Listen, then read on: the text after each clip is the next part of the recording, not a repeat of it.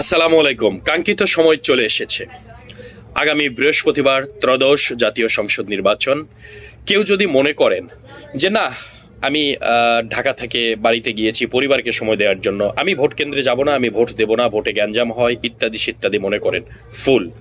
এই দেশের একজন সিটিজেন হিসাবে আপনি, এই দেশের একজন নাগরিক হিসাবে আপনার নৈতিক দায়িত্ব এইবার ভোট কেন্দ্রে গিয়ে আপনার ভোটাধিকার প্রয়োগ করা।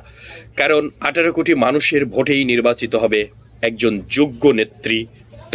এই নেতৃত্বই আগামী 5 বছর সাধারণ জনগণের হয়ে কাজ করবে। তাই কেউ ইচ্ছাকৃতভাবে আপনার মূল্যবান ভোটটি নষ্ট করবেন না। কেন্দ্রে যাবেন এবং আপনার পছন্দের যোগ্য এবং আপনার কাছে যিনি গ্রহণযোগ্য মনে হয় আপনার এলাকায়, এই ব্যক্তিকেই আপনি ভোট দিবেন।